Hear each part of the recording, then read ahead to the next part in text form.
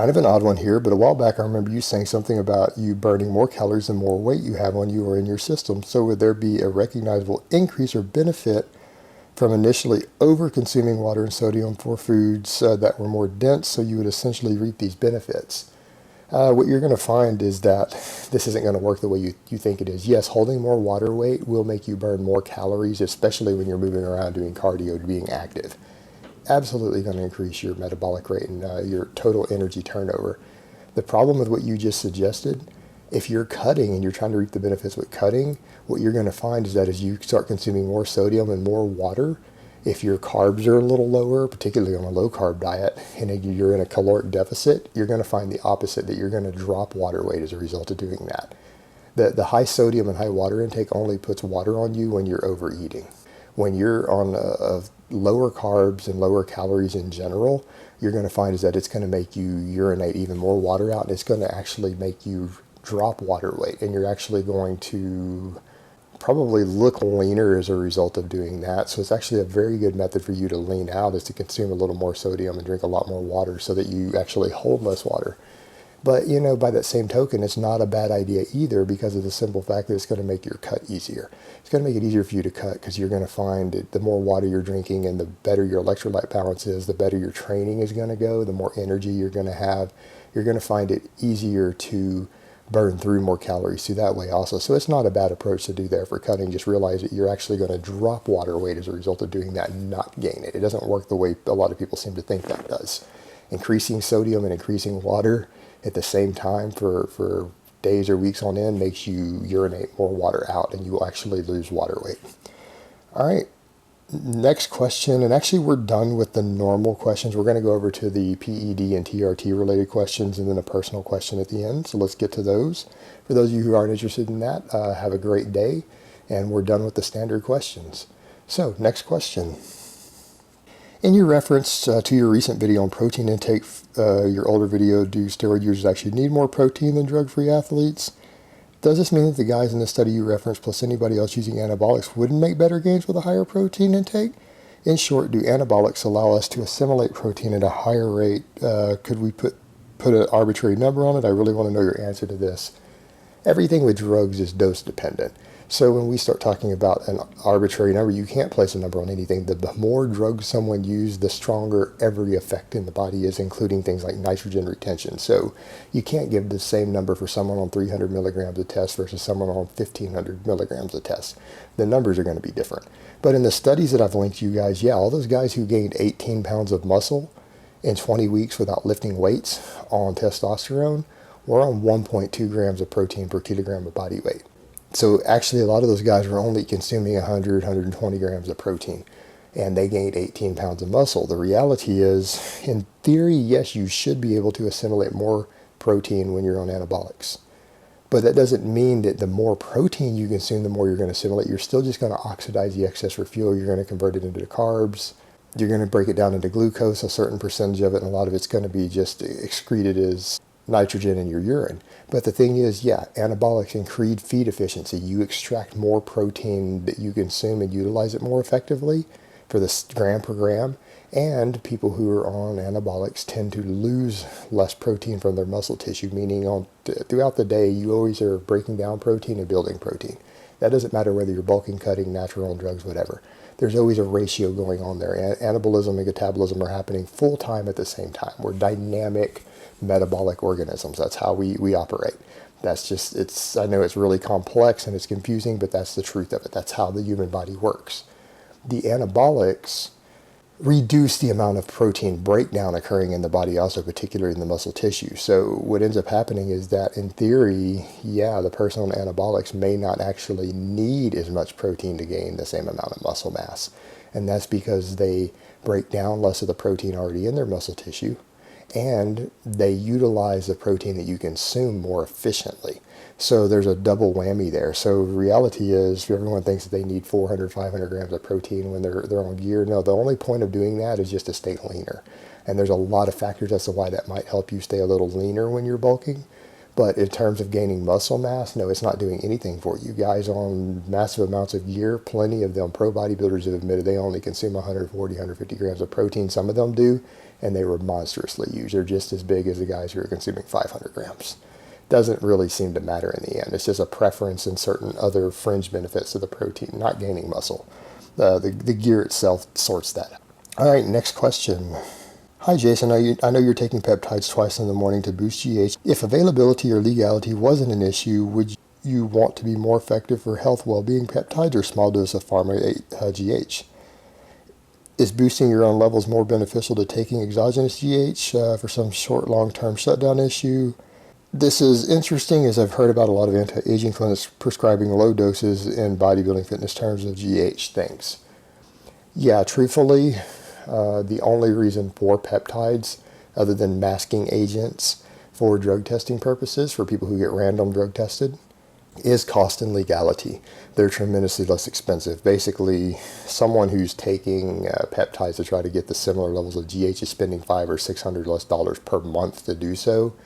And there's a much broader category of legality for peptides. A lot of peptides are completely legal for you to possess and completely legal for you to use. In a lot of countries where growth hormone requires a prescription or it's a felony to possess without. So it's a legality and cost issue. In terms of actual effectiveness, a low dose of pharmaceutical grade growth hormone is going to be more effective than using any of those peptides. That's the simple reality. All the reason that people use peptides is, again, cost effectiveness and legality, not total effectiveness. The growth hormone is going to be much better. But again, it can be a legal issue and it can be a financial issue. And so that's the reason for peptides. It's as simple as that. All right, next question.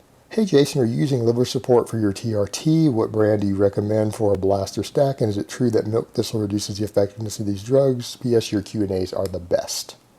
I don't believe in liver support. I think liver support was completely invented by steroid forums to sell people products. It's worthless, useless, doesn't do anything. In fact, a TRT is testosterone. Injectable testosterone doesn't put any strain on your liver. Your liver enzymes should never elevate as a result of it. If they do, there's something else wrong. You're probably an alcoholic or a pill popper. It's not your TRT causing it if you have elevated liver enzymes on just testosterone, no matter how much you're using. It's your oral steroids that elevate liver enzymes. And what I recommend to guys, if you don't want your liver enzymes to be elevated, don't use oral steroids. And if you do happen to use them, be conservative with them. And the two things that you need to completely avoid, instead of liver support, you need to avoid alcohol and you need to avoid painkillers like Tylenol and aspirin. Anything that puts a strain on your liver in addition to those orals is what causes you the biggest problems. So that's much better than any liver support, is to just be conservative to non-existent in your use of orals. And if you're going to use them, don't go crazy on alcohol, Tylenol, aspirin, things like that. In fact, you should probably avoid them completely. Oral steroids do not mix with drinking alcohol or Tylenol at all, or even aspirin. Don't take any of those things if you use them at the same time. It's a really bad idea. And if you do that, you shouldn't need any liver support supplements. And if you do need liver support supplements, you're in trouble because they don't actually work. They're just overpriced products used by these forums to make a profit. And those forums all push them, and all the members and moderators do, because that's oftentimes the lifeblood of those forums, is their sponsors that sell these sort of products. All right, guys. One last question, and this is, again, a personal question that I've actually kind of answered on my Firearms and Tactical channel before, but I'll cover it briefly here. Jason, when you were in school, how many fistfights did you get into, and how many did you see? This is seeming to happen more nowadays than it did when you were a kid. No, it's not. They don't have anywhere near the fistfights that I saw as a kid. When I was a kid, fistfights were every day at school. There was always somebody in a fistfight, pretty much Monday through Friday. I don't think I remember days as a kid where some kid somewhere wasn't in a fistfight out on the school ground. Happened every day. Now they actually suspend you and stuff for it, even in elementary. You get in trouble for it. We didn't really get in a lot of trouble for it. When we got in a fist fight when I was a kid, we got detention. We had to spend an hour in detention writing, and we got popped. We got spanked for it with a paddle.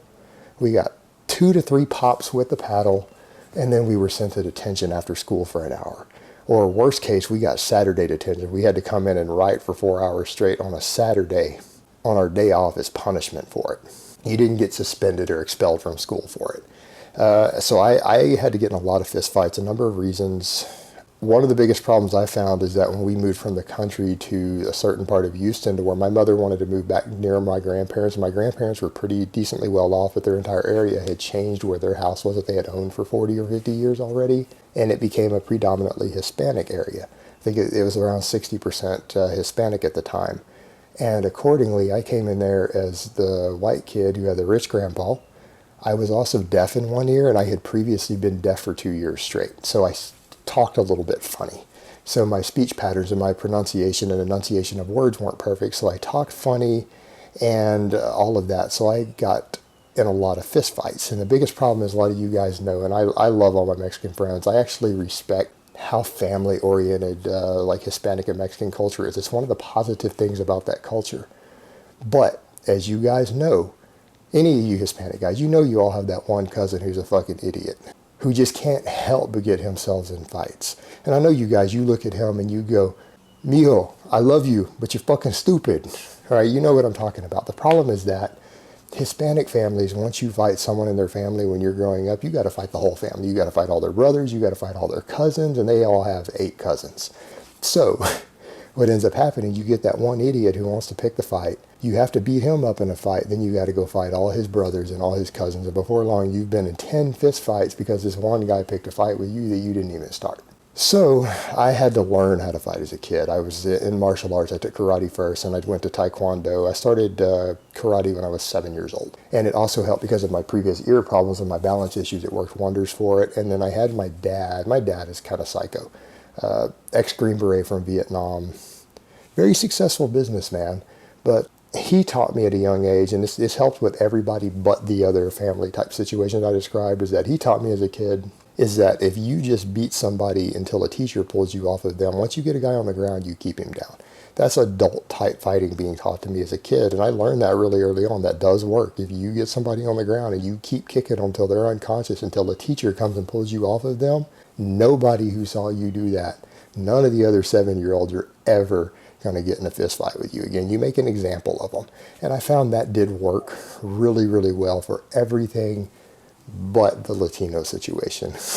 So I would say eventually things mostly died down for me, but how many fist fights did I get in as a kid?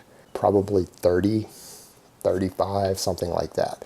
But again, it was a different world there. Today, you actually get in real trouble for it. Kids get suspended, expelled. We just didn't see that when I was growing up. You got popped with a paddle, and you got detention for it. And then everything was cool. And half the time, the kids you got in a fist fight with, it's not like adults to where, like where I live in Texas, a fist fight turns deadly. People shoot you, they stab you over that stuff here. They come find you afterwards. You don't get in fist fights as an adult where I live. But as children, the kid that you got in a fist fight with yesterday, 2 days later, he's your friend. And it's usually all good. So it was a different world. All right, guys, but that's really all I have to say on that today. I hope it's been informative, and I will talk to you guys next time.